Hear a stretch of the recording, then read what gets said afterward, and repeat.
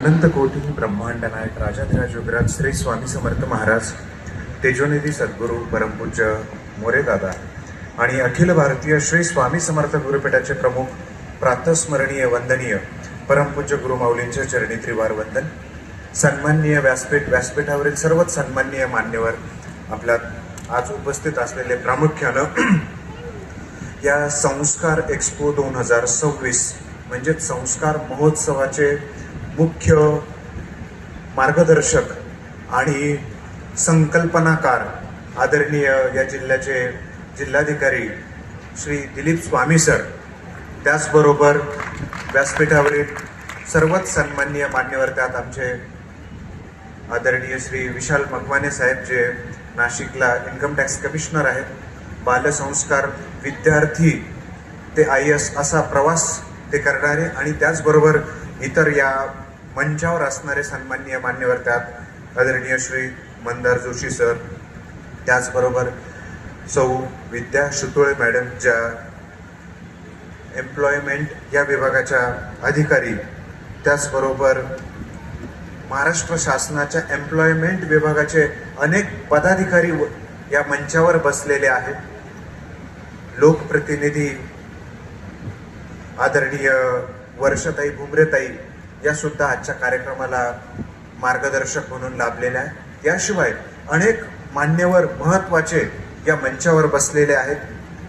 काही उद्योजक प्रतिनिधी आणि आमचे सुहास पाटील सर जे रिटायर्ड एक्साइज कमिशनर आहेत, जे आपल्याला दुपारच्या सत्रामध्ये एक विशेष मार्गदर्शन करणार आहेत. सेवा मार्गाच्या प्रत्येक युवा प्रबोधन विभागात त्यांचं एक विस्तीर्ण मोठं असं मार्गदर्शन असतं की कुठल्या कुठल्या क्षेत्रात कुठे कुठे अपॉर्च्युनिटी आहे. प्रत्येक पदाकरता आणि त्या सरकारी सर्व परीक्षा, त्याचे फॉर्म कधी कुठे भरायचे, कुठल्या क्वालिफिकेशनसाठी कुठली नोकरी आपण प्राप्त करू शकतो, याचं सखोल मार्गदर्शन आदरणीय सुहास पाटील सर करत असतात. आणि सेवा मार्गाच्या प्रत्येक उपक्रमात युवकांना ते मार्गदर्शन करण्यासाठी सज्ज असतात. त्याचबरोबर अभ्यास कसा करायचा त्याचं मॅनेजमेंट सुद्धा ते समजून सांगत असतात. त्यांचं सत्र, विशेष सत्र दुपारच्या सत्रात होणार आहेत, कारण आपल्याकडे आज तसा वेळ कमी आहे. आपल्याला नाव नोंदणी, उर्वरित प्रक्रिया यासाठी सुद्धा वेळ द्यायचा असल्यामुळे सेवा मार्गाचा हा जो काही संस्कार विभाग आहे, या संस्कार विभागामध्ये प्रामुख्यानं बालसंस्कार, शिशुसंस्कार, गर्भसंस्कार, युवा प्रबोधन या माध्यमातनं सर्व प्रकारे उपक्रम चालवले जात असतात.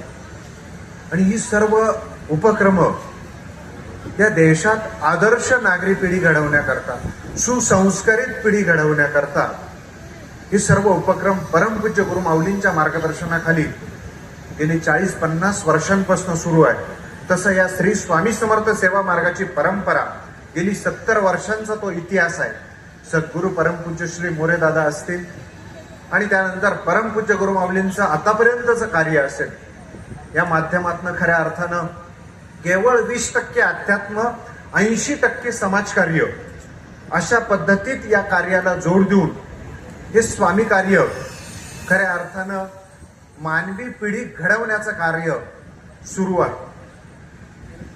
आजच्या या उपक्रमामध्ये विशेष करून युवकांना मार्गदर्शन करण्याकरता खूप सारे तज्ज्ञ प्रतिनिधी बसलेले आहेत. काही तज्ज्ञांना आता काही पुढच्या सत्रामध्ये मार्गदर्शन करण्यासाठी संधी प्राप्त होणार आहे, कारण एवढं सगळ्यांचे मार्गदर्शन, तेवढा वेळ आपल्यापर्यंत कदाचित तो शिल्लक नाही. कारण आदरणीय स्वामी साहेब सुद्धा खूप चांगल्या पद्धतीचं प्रबोधन युवकांना ते करतात, परंतु वेळेचा अभाव. आमचे मकवाने साहेबांना सुद्धा खूप त्यांचं मनोगत व्यवस्थितरित्या सांगायचं होतं, परंतु वेळेचा अभाव, कारण आपल्याला या प्रक्रियेकरता उर्वरित जी नाव नोंदणी प्रक्रिया आहे त्याकरता वेळ द्यायचा असल्यामुळे सर्वांना मनोगत हे शॉर्ट करावं लागलं. मकवाने साहेब त्यांचा UPSCचा प्रवास अतिशय व्यवस्थितरित्या सांगतात की कशा पद्धतीत त्यांना संघर्ष करून त्या पदापर्यंत ते पोचता आलं. आध्यात्मिक उपासना आणि शैक्षणिक अभ्यास याचा बॅलन्स त्यांनी कसा साधला हे अनेक वेळा युवकांना ते प्रत्येक कार्यक्रमामधनं ते समजून सांगत असतात. त्याचबरोबर आज आपल्यात मंदार जोशी साहेब सुद्धा विशेष आलेले आहेत की जे इंडियन आर्म फोर्सेस या रिलेटेड कुठल्या कुठल्या जॉब ऑपॉर्च्युनिटी आहे त्याबद्दल त्यांनी थोडक्यात आपल्याला मार्गदर्शन केले. परंतु ते मार्गदर्शन करत असताना त्यांनी विचारलं की आर्म फोर्सेस जॉईन करण्याकरता किती मुलं इच्छुक आहे, तर फारसं कोणी इंटरेस्ट दाखवला नाही. याचं कारण त्या संदर्भात असणारे गैरसमज, कारण त्याबद्दलची प्रत्यक्ष माहिती आपल्यापर्यंत नसल्यामुळे की आर्म फोर्सेसमध्ये सुद्धा ऑपॉर्च्युनिटी खूप चांगली असते आणि तिथे सुद्धा करिअरच्या उत्तम संधी उपलब्ध असतात आणि त्याची कदाचित माहिती नसल्यामुळे अनेक जण त्या विषयाकडे वळत नाही. परंतु राष्ट्रसेवा आणि त्याचबरोबर स्वतःचं करिअर सुद्धा हे या उपक्रमानं साध्य करता येऊ शकतं. म्हणून या मेळाव्यांचा अर्थच असा असतो की प्रत्येकाला प्रत्येक क्षेत्रातल्या विषयासंदर्भात व्यवस्थितरित्या माहिती पोचली जावी. बऱ्याचदा आपण बहुतांशी एकाच विषयाकडे वळतो, जे आपल्या मित्र किंवा आपण कुठेतरी मोबाईलवर ऐकलेलं असतं त्या दिशेकडे सर्वजण करिअरकडे जाताना दिसतात. सध्याच्या घडीला आज आपण पाहतो की 90 ते 95% 12वी आणि 11वीला असणारी मुलं नीट परीक्षेची तयारी करतात. म्हणजे सर्वात जास्त मेडिकल क्षेत्राकडे जाण्याचा आजच्या काळात विद्यार्थ्यांचा ओघ आहे. तो ओघ का वाढला? कारण जसं एक विद्यार्थी त्या क्षेत्राकडे वळाला का खूप सारे तिकडे वळतात आणि तिथे असं काही स्वप्न दिसू लागतं की ते करिअर म्हणजे सर्वोत्तम असा भ्रम निर्माण होतो आणि मग एक घुसला की तसा लोंढा त्याच्या मागे मागे मागे मागे मागे तसा फिरत जातो. तशी आजची परिस्थिती निर्माण झालेली आहे. एकच क्षेत्र मग त्यात मग सॅच्युरेशन भविष्यात वाढतं. फार पूर्वी इंजिनिअरिंगकडे तसा ओढ वाढलेला होता की इंजिनिअरिंग करणं म्हणजे सर्वात जास्त त्याच्यात स्कोप असणं. आमच्या बॅचच्या वेळी सुद्धा सर्वात जास्त इंजिनिअरिंगची मुलं होती. आमच्या बॅचला 12वीला असताना सायन्सला असताना आमची बॅचची 90% मुलं इंजिनिअरिंगकडे वळली. त्यानंतर इंजिनिअरिंग क्षेत्रात इतकं काही सॅच्युरेशन नंतर आलं इंजिनिअरिंग झाल्यानंतर सुद्धा की नोकऱ्या कमी पडू लागल्या, बेरोजगार इंजिनिअरिंग क्षेत्रातले वाढू लागले. मेडिकल क्षेत्राकडे पुन्हा त्याचा कल वाढू लागला. पुन्हा भविष्यात, कारण दरवर्षी काही लाख मुलं MBBS परीक्षा पास होतात, नवीन ऍडमिशन घेतात, लाखो डॉक्टर दरवर्षी तयार होत आहेत. भविष्य काळात हाच आकडा वाढत गेल्यानंतर एवढे लाखो डॉक्टरांचे व्यवसाय कसे चालू शकतील? नंतर त्यात जर खूप सारा सॅच्युरेशन आल्यानंतर पुढे पर्याय काय? कारण आपण मग एका विशिष्ट विषयाचं प्रावीण्य मिळवल्यामुळे इतर स्कोप किंवा इतर दरवाजे आपल्यासाठी बंद झालेले असतात. मग पुढे फार मोठं नैराश्य आपल्याला वाटेल, तर स्ट्रगल करावा लागतो आणि त्या स्ट्रगल मधनं मग खूप साऱ्या चुकीच्या वाटेला आपल्याला जावं लागतं किंवा नैराश्यग्रस्त किंवा आणखी खूप भयंकर मानसिकतेतनं त्या पिढीला जावं लागतं. म्हणून आपण करिअर निवडत असताना अगदी विचारपूर्वक तज्ज्ञांचे सल्ले घेऊन, आपल्या मित्रपरिवारानं ती दिशा निवडली म्हणून आपण पण तिकडे जायचंच असं न करता योग्य विचारपूर्वक जर आपण ते क्षेत्र निवडलं तर निश्चितच आपल्यात असलेलं स्किल ते ओळखून, बऱ्याचदा आपल्याला आपल्यातलं स्किल लक्षात येत नाही की आपलं नेमकं स्किल काय आहे. आणि अनेक मोठमोठे मार्गदर्शक आपल्याला असं सांगतं की आपली जिथे आवड आहे आपण तिथे जावं, परंतु बऱ्याचदा आपल्याला आपली आवड आणि स्किल याची सांगड घालता येत नाही.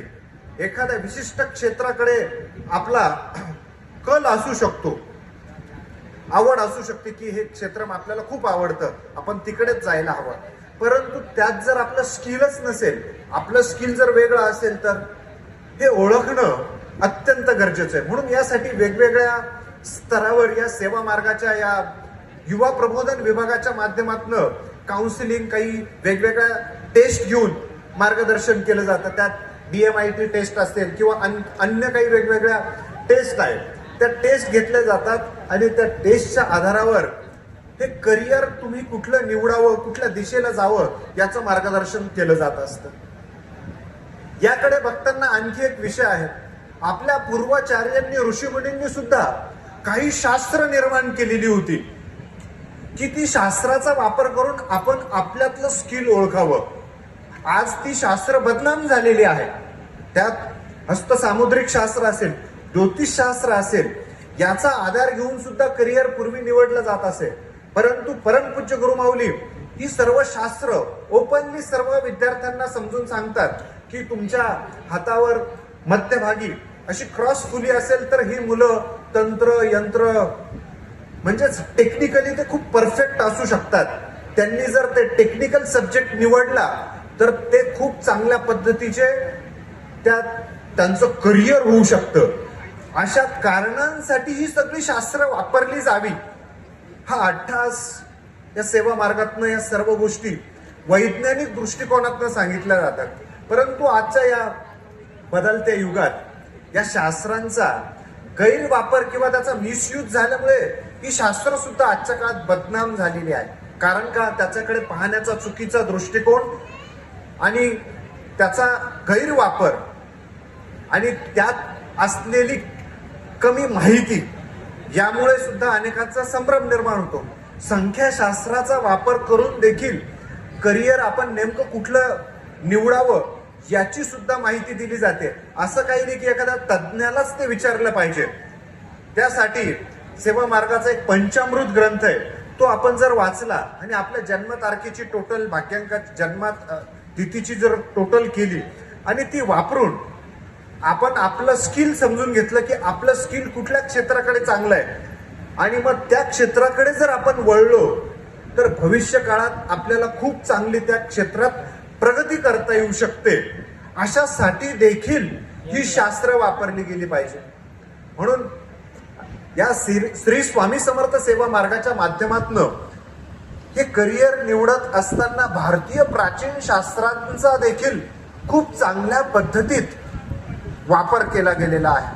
म्हणून ते सुद्धा वापरणं आपल्यासाठी फार महत्वाचं ठरतं. जसं आपण एखादी त्यासाठी स्किल टेस्ट देतो, अगदी त्या पद्धतीत सुद्धा. म्हणून आपल्याला खूप चांगल्या संधी या युवा प्रबोधन विभागाच्या माध्यमातून उपलब्ध करून दिल्या गेलेल्या आहेत. त्याचबरोबर परमपूज्य गुरु माऊली नेहमी सांगतात की आजच्या नव्या पिढीनं उद्योजक बनलं पाहिजे. कारण बहुतांशी काय होतं की आपल्या सर्व विद्यार्थ्यांचा एक कल असतो की आपण डिग्री मिळवलेली आहे, काही करून चांगल्या पॅकेजची आपण नोकरी प्राप्त करणं, हा एक विद्यार्थ्यांचा सर्वसाधारण कल असतो. आणि मग उद्योग व्यवसाय कोण करतं? ज्यांच्या घरी ऑलरेडी काही उद्योग व्यवसाय असतील तेच फक्त ते उद्योग व्यवसायाकडे वळतात. त्याचं प्रमाण कसं असेल? सर्वे अनुसार त्याचं प्रमाण असं आहे की 5% लोक उद्योग व्यवसायाकडे वळतात आणि 90% मुलं नोकऱ्या शोधतात. ही आजची परिस्थिती आहे. कारण आज 10वी-12वी नंतर जर विद्यार्थ्यांना विचारलं तर तुला पुढे करिअरमध्ये काय करायचंय, तर बहुतांशी मुलांचं सांगणं असंच असतं की वेगवेगळ्या क्षेत्रातली नोकरी, चांगल्या पॅकेजची नोकरी. मात्र या श्री स्वामी समर्थ सेवा मार्गाच्या माध्यमातून परमपूज्य गुरु माऊली वेळोवेळी सांगतात की आपण आधी व्यवसायाला प्राधान्य द्यावं, उद्योगाला प्राधान्य द्यावं, त्याचं प्रशिक्षण घ्यावं, त्याचं बद्दल मार्गदर्शन घ्यावं. शेतीसारखा उत्तम असा व्यवसाय त्याकडे वळावं. कारण शेती आज खूप खालच्या स्तराकडे त्याला उद्योग किंवा व्यवसाय म्हणून ते पाहिलं जातं. परंतु शेतीवर आधारित अनेक लघु उद्योग व्यवसाय याचं जर आपण प्रशिक्षण घेतलं तर आपण चांगले उद्योजक बनू शकतो.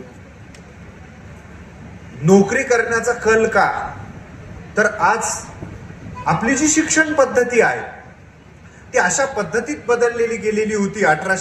साधारणतः 35 मध्ये लॉर्ड मॅकेलेने त्या काळात अशा पद्धतीची शिक्षण पद्धती आणली की सर्वजण नोकरी करतील, अशी एक मानसिकता तयार होईल.